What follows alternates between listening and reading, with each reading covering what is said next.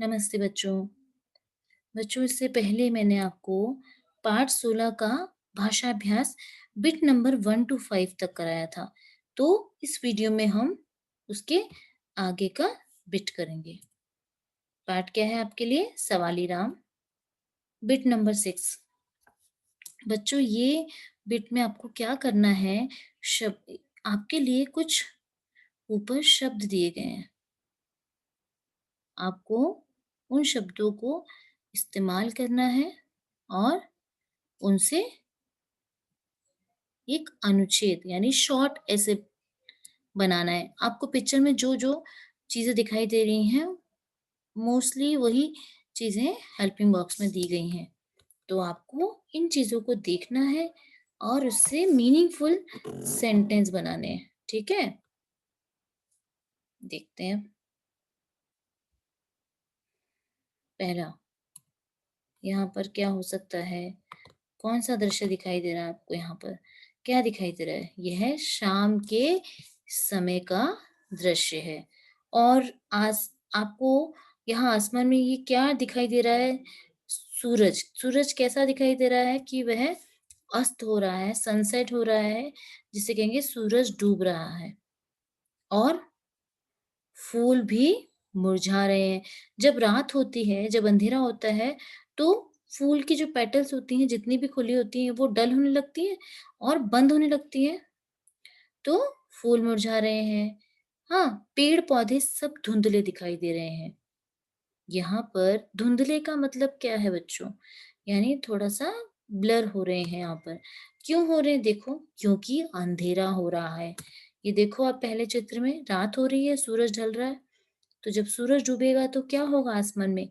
सारी चीज़ें क्लियर तो नहीं दिखाई देंगे नेचर की या हम एक-दूसरे को भी साफ नहीं देख पाते जब तक रोशनी, ट्यूबलाइट या बल्ब या रोड लाइट ना हो। तो अंधेरा बहुत होता है, दिखना मुश्किल होता है। इसलिए यहाँ पर ये लिख सकते हैं पेड़-पत्ते सब धुंधले दिखाई दे रहे हैं क्योंकि अंधेरा हो रहा है। और जब अंधेरा हो रहा है तो आसमान में आपको क्या दिखाई दिया? पक्षी उड़ते हुए। अब शाम के समय पक्षी अपने घर की तरफ जाते हैं। जब सुबह होती है तो पक्षी अपने घर से निकलते हैं और दाना ढूँढने चल पड़ते हैं। लेकिन जैसे ही सूरज ढलने लगता है, तो सभी पक्षी अपने घर का रास्ता ढूँढते हैं और घर की तरफ लौट आते हैं। तो इसलिए यहाँ पर ये सेंटेंस लिख सकते हैं और आपको उस चित्र में क्या दिखाई दे रहा है? एक लड़का और लड़की आपस में बातचीत कर रहे हैं, 2 छोटे बच्चे हैं। लड़के के हाथ में बॉल है और लड़की उसके से कुछ बात कर रही है। हाँ, तो दोनों बातचीत कर रहे हैं।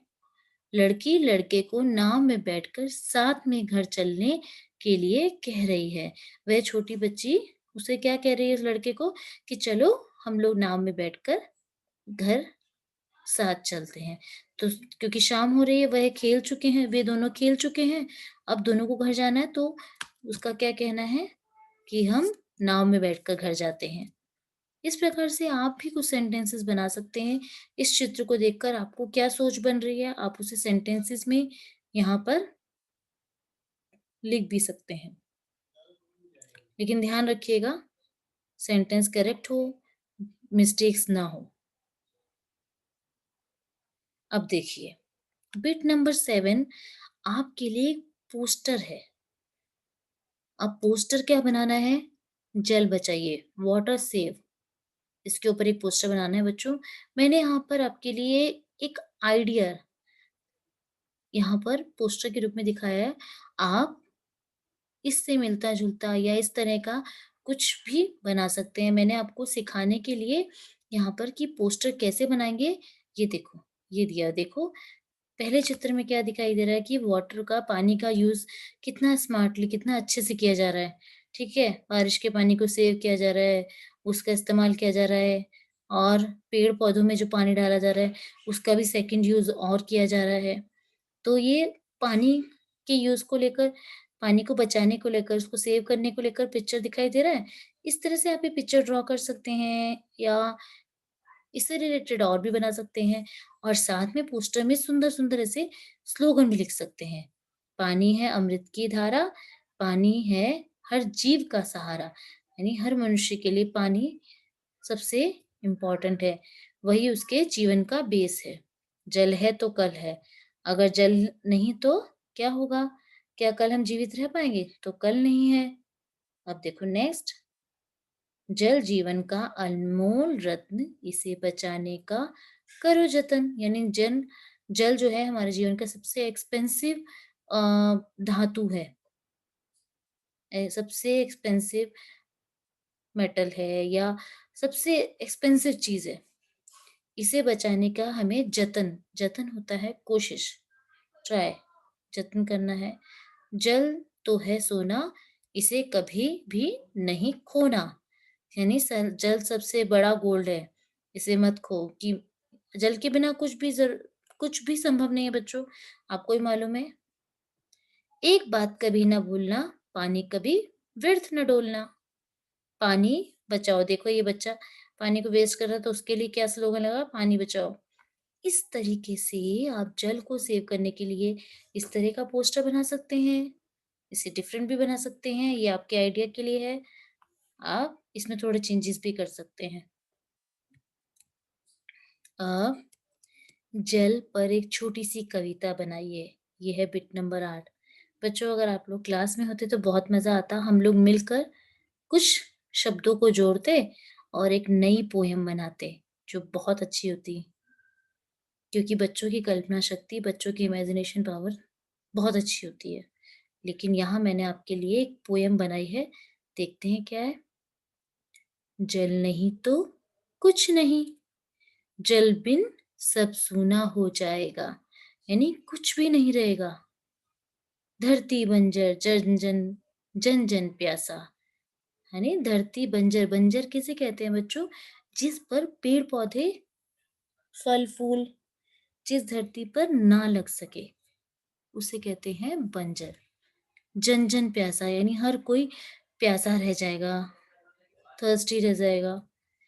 हर कोई बचाओ बचाओ चिल्लाएगा। हर कोई क्या कहेगा?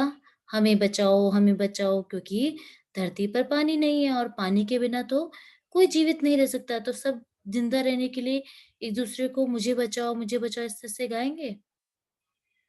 तो इस तरह से हम कविता की पंक्तियाँ बना सकते हैं। आगे देखो, आ जाएँ बुरे दिन, उससे पहले जल की कीमत जाने, जितनी ज़रूरत उतना करो खर्च, बात हमारी यह मानो।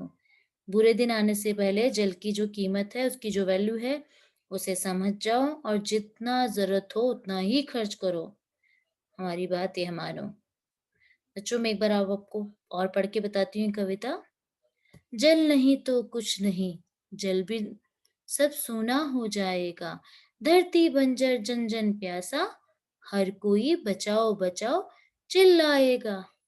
आ जाएं बुरे दिन, आ जाएं बुरे दिन, उससे पहले जल की कीमत जाने, जितनी जरूरत उतना करो खर्च, बात हमारी यह मानो। तो आप इस तरह से कविता लिख सकते हैं। बच्चों मुझे उम्मीद है कि आपको पाठ 16 का ये पूरा अभ्यास समझ में आ गया होगा। तो मैं आज की क्लास यहीं समाप्त करती हूँ बच्चों। नमस्ते।